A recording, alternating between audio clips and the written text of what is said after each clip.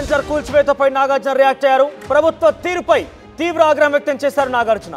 కూల్చివేతకు తనకు తీవ్రంగా బాధించిందంటూ కూడా చెప్తున్నారు నాగార్జున. కనీసం నోటీసు కూడా ఇవ్వకుండా ఏ రకంగా కూల్చేస్తారంటూ ఆగ్రహం వ్యక్తం చేశారు. ఆయన ట్విట్టర్ ఖాతాలో ఆయన ఈ విషయం వెల్లడించారు. ఎన్ కన్వెన్షన్ సెంటర్ ఎటువంటి ఎంక్రోచ్మెంట్ చేయలేదు, ఎటువంటి కబ్జా చేయలేరు, పూర్తిగా ఒక్క ఇంచు కూడా మేము పక్కకు జరగలేదు, మాకు పట్టా ల్యాండ్ మేరకే మేము కన్స్ట్రక్షన్ చేశామంటూ కూడా ఆయన చెప్పుకొచ్చారు. తన అఫీషియల్ ట్విట్టర్ ఖాతాలో ఈ విషయం వెల్లడించారు. ఆయన ఈ యొక్క విషయాన్ని నేను చెప్పకపోతే అటు ప్రజలకు కావచ్చు, అభిమానులకు కావచ్చు తప్పుదారి పెట్టే అవకాశం ఉంటుంది, నేనేదో కబ్జా చేశానని ఒక ఇంటెన్షన్ వెళ్ళే అవకాశం ఉంటుంది, కాబట్టి నేను వివరణ ఇస్తున్నట్టుగా చెప్పుకొచ్చారు. ఒకసారి నేను చెప్పారో చూస్తే కనుక ట్విట్టర్ ఖాతాలో స్టే ఆర్డర్లు మరియు కోర్టు కేసులకు విరుద్ధంగా ఇన్ కన్వెన్షన్ సంబంధించి కూల్చివేతలు చేపట్టడం బాధాకరం. మా ప్రతిష్టను కాపాడడం కోసం, కొన్ని వాస్తవాలను తెలియజేయడం కోసం మరియు చట్టాన్ని ఉల్లంఘించేలా మేము ఎటువంటి చర్యలు చేపట్టలేదని తెలుపుటకు ఈ ప్రకటనను జారీ చేయడం సరైనదని భావించాను. ఆ భూమి పట్టా ల్యాండ్లో ఉంది. ఆ ఇన్ కన్వెన్షన్ పూర్తిగా కూడా పట్టా ల్యాండ్. అది ఒక్క అంగుళం కూడా ట్యాంక్ ప్లాన్ అంటే ఫుల్ ట్యాంక్ లెవెల్కి కూడా మేము ఆక్రమణకు గురి చేయలేదు. ప్రైవేట్ స్థలంలో నిర్మించినటువంటి భవనం ఇది. కూల్చివేత కోసం గతంలో ఇచ్చినటువంటి కొన్ని నోటీసుల మేరకి మేము హైకోర్టు నుంచి స్టే కూడా తీసుకొచ్చుకున్నాము. ప్రస్తుతం స్టే కొనసాగుతోంది. అయితే స్పష్టంగా చెప్పాలంటే కూల్చివేతకు తప్పుడు సమాచారంతో లేదా చట్టవిరుద్ధంగా జరిగిందనేది నా అభిప్రాయం అన్నట్టుగా నాగార్జున చెప్తున్నాడు. ఇక ఈరోజు ఉదయం కూల్చివేతకు ముందు మాకు ఎలాంటి నోటీసులు కూడా జారీ చేయలేదు. కేసు కోర్టులో ఉన్నప్పుడు ఇలా చేయడం సరికాదంటూ ఆయన ఆ సోషల్ మీడియా ఖాతాలో ట్విట్టర్ వేదికగా తెలియజేశారు. ఇక చట్టాన్ని గౌరవించే పౌరుడుగా కోర్టు నాకు వ్యతిరేకంగా తీర్పునిస్తే అవసరమైతే నేనే కూల్చివేసేవాడిని. ఇక్కడ ఒక మీరు విషయం అర్థం చేసుకోవాలి. ఒకవేళ కనుక కోర్టు ఇది తప్పుడు సమాచారం ఎఫ్టీఎల్ నోట్లో కనుక ఉంది, ఎఫ్టీఎల్ ల్యాండ్లో కనుక ఉంది అని అనుకుంటే కనుక నేనే కోర్టు అంగీకారం మేరకి, కోర్టు ఇచ్చిన తీర్పు మేరకి కూల్చివేసేవాడిని అంటూ కూడా తెలియజేశారు. కానీ తాజా పరిణామాల వల్ల మేము ఆక్రమణలు చేశామని, తప్పుడు నిర్మాణాలు చేపట్టామని ప్రజలకు తప్పుడు సంకేతాలు వెళ్ళే అవకాశం ఉంది. ఆ అభిప్రాయాన్ని పోగొట్టాలనేదే మా ప్రధాన ఉద్దేశం అంటూ ఆయన రాసుకొచ్చారు. ఇక అధికారులు చేసిన ఈ చట్టవిరుద్ధ చర్యలకు మేము వ్యతిరేకంగా మేము న్యాయస్థానాన్ని ఆశ్రయిస్తాం అంటే ఆయన ఈరోజు ఎన్ కన్వెన్షన్ కూల్చివేతపై న్యాయస్థానాన్ని ఆశ్రయిస్తానన్నట్టుగా ఇందులో పొందుపరిచారు. సో అక్కినేని ట్వీట్పై పలు రకాలుగా విమర్శలు కూడా ఎదుర్కొంటున్నారు ఆయన. మరి ఇన్ని రోజులుగా ఇటువంటి ఆరోపణలు ఎందుకు క్లారిటీ ఇవ్వలేకపోయారు? ఆ రోజు ఏం చేశారు? కూల్చే సమయానికి నేను చాలా వరకు సత్య హరిశ్చంద్రుడి, నాకు ఎటువంటి తప్పుదని తెలియదు, నేను చాలా వరకు నిజాయితీగా ఉన్నానంటే ఈరోజు చెప్పుకొస్తున్నారు. ఇన్ని రోజులుగా ఎందుకు చెప్పలేకపోయారు? ఏదేమైనా చట్టం తన పని తాను చేసుకుపోతున్నట్టుగా చాలామంది ప్రజలు, నెటిజన్లు కూడా అభిప్రాయం వ్యక్తం చేస్తున్నారు. ప్రజెంట్ ఆయన ట్వీట్ వైరల్గా మారింది. సో పెద్ద ఎత్తున సంచలనంగా మారింది. ఒకసారి ప్రతినిధి రామ్దాస్ దగ్గరికి వెళ్దాం మనం. రామ్దాస్, నాగార్జున రియాక్ట్ అయ్యారు. తనకి స్టే ఆర్డర్ ఉంది, కానీ ఇక్కడ చట్టవిరుద్ధంగానే కూల్చివేయడం జరిగింది, నాపై కావాలని కొంత తప్పుడు సమాచారం సంకేతం ప్రజల్లోకి వెళ్తుంది కాబట్టి నేను యొక్క విషయాన్ని చెప్తున్నట్టుగా చెప్పారు. కేవలం అంగుళం కూడా చాలా క్లియర్గా చెప్తున్నారు ఆయన. ఒక ఇంచు కూడా నేను పక్కకు వెళ్ళలేదు, ఎఫ్టీఎల్ నేను ఎట్టి పరిస్థితి ఆక్రమించలేదు, నా ప్రైవేట్ ల్యాండ్లోనే కట్టుకున్నానంటూ చెప్తున్నారు ఆయన. సో అధికారులు ఏం చెప్తున్నారు? ఎట్టకేలకు నాగార్జున అయితే రియాక్ట్ అయ్యారు. నేను న్యాయస్థానాన్ని ఆశ్రయిస్తానని కూడా చెప్తున్నారు ఆయన. నోటీసులు కూడా సర్వ్ చేయాలంటే తెలుస్తోంది. అధికారుల రియాక్షన్ ఏంటి?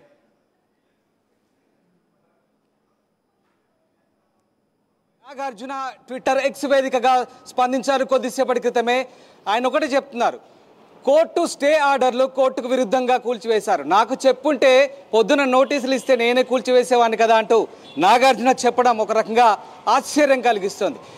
ఎందుకంటే 3.5 ఎకరాల ఎఫ్టీఎల్ బఫర్ జోన్లో అక్రమ నిర్మాణం చేపట్టారంటూ ఇప్పటికే హైడ్రా అధికారులు గతంలో నోటీసులు ఇచ్చామని చెప్తున్నారు. చాలా క్లియర్గా నోటీసులు ఇచ్చామని చెప్తున్నారు. 21వ తేదీన మంత్రి కోమటిరెడ్డి వెంకటరెడ్డి దీనికి సంబంధించిన ఫిర్యాదు లేఖ రాశారు హైడ్రా కమిషనర్కు. 21వ తారీఖున కోమటిరెడ్డి లేఖతో హైడ్రా స్పందించింది. వెంటనే హైడ్రా రంగంలోకి దిగింది. ఇవాళ మనం చూస్తున్నాం ఆ శిథిలాలు పూర్తిగా నేలమట్టమయ్యాయి. ఎన్ కన్వెన్షన్ సెంటర్ నిర్మాణం పూర్తిగా కూలిపోయింది. ఎస్, ఒక్కసారి నాగార్జున ఆక్రమించింది ఎంతో మీకు చెప్పే ప్రయత్నం చేస్తాను. 3.5 ఎకరాల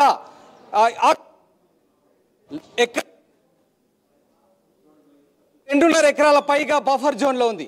ఆ ఎకరా 20 సెంట్లలోనే కంప్లీట్గా ఈ 3.5 ఎకరాల్లోనే 2 భారీ భవంతులు, శాశ్వత నిర్మాణాలు, రెస్ట్ రూమ్లు, dining halls, function hall, convention centre, reception, ఓవరాల్గా నాగార్జున సంబంధించిన 10 ఎకరాల్లో 3 కంప్లీట్ గా ఏదైతే చెరువు ఆక్రమిత ప్రాంతం ఉందో ఆ ప్రాంతం 6.5 ఎకరాల స్థలంలో మాత్రం పార్కింగ్ మాత్రమే అటువైపు వదిలేశారు. ఒక్కసారి మీరు ఆ దృశ్యాలు చూడొచ్చు లైవ్ లో. దాదాపుగా అటువైపు మెయిన్ రోడ్డు మాదాపూర్ నడిపోటున సరిగ్గా ఫైబర్ టవర్స్ కు ఆపోజిట్ లో ఎగ్జాక్ట్ ఫైబర్ టవర్స్ ఆపోజిట్ లో ఉన్నటువంటి అత్యంత ఖరీదైన స్థలంలో ఉన్నటువంటి తుమ్మిడికుంట చెరువులో 3.5 ఎకరాల స్థలాన్ని నాగార్జున ఆక్రమించారంటూ హైడ్రా అధికారులు చాలా క్లియర్ గా చెప్తున్నారు. కానీ నాగార్జున ట్వీట్ చూస్తే చాలా హాస్యాస్పదంగా అనిపిస్తుంది. నిజంగా ఇది కోర్టు పరిధిలో ఉంది, స్టే ఆర్డర్ ఉంది అంటే అఫ్ కోర్స్ అయి ఉండొచ్చు. కానీ నాగార్జున ఇంతవరకు ఎందుకు మరి హైడ్రా అధికారుల నోటీసులకు ఎందుకు స్పందించలేదన్నది ఇక్కడ $1 మిలియన్ ప్రశ్న.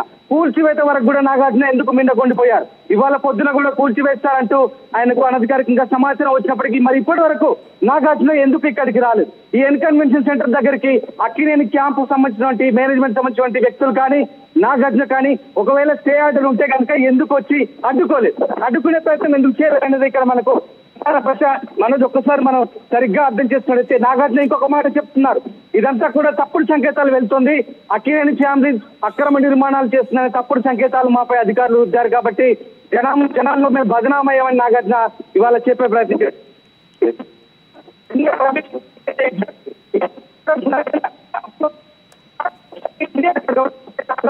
క్లియర్ గా గమనించినట్లయితే నాగార్జున ఎందుకు మరి స్టే ఆర్డర్ తీసుకొని సోకాళ్ళు కోర్టు ఆర్డర్ తీసుకొని ఎందుకు అధికారులను వచ్చి నిలదీసే ప్రయత్నం చేయట్లేదు? ఒకసారి ఆ విషయం ఆలోచించుకోవాల్సిన అవసరం ఉంది. ట్విట్టర్లో ఇప్పుడు 12-1 గంటలకు నాగార్జున స్పందించారు. నిర్మాణాలన్నీ పూర్తయిన తర్వాత నాగార్జున స్పందించారు. ఏం చెప్తున్నారు? జనాల్లో తప్పుడు సంకేతాలు వెళ్తున్నాయి, మేము బదనామవుతున్నాము, అక్కినేని ఫ్యామిలీ అక్రమ నిర్మాణాలు చేస్తుందనలో వాస్తవం లేదు, ఖచ్చితంగా మేము మళ్ళీ న్యాయ పోరాటం చేస్తామంటున్నారు.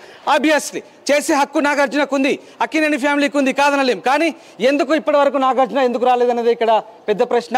ఒక్కసారి మనం చూడొచ్చు, పూర్తి స్థాయిలో ఆ ప్రాంతం అంతా కూడా నేలమట్టమైంది. ఇంకా డెబ్రిస్ ఆ శిథిలాలు తొలగింపు ఇక్కడ లేదు. దాదాపుగా నేను మీకు చెప్తున్నాను కదా, 3.5 ఎకరాల స్థలానికి సంబంధించినటువంటి ఆ ప్రాంతంలో నాగార్జున ఆక్రమించిన ప్రాంతంలో జరిగినటువంటి శాశ్వత నిర్మాణాలు ప్రస్తుతానికి నేలమట్టమయ్యాయి. ఎగ్జాక్ట్లీ మనోజ్, ప్రస్తుతానికి నేలమట్టమయ్యాయి.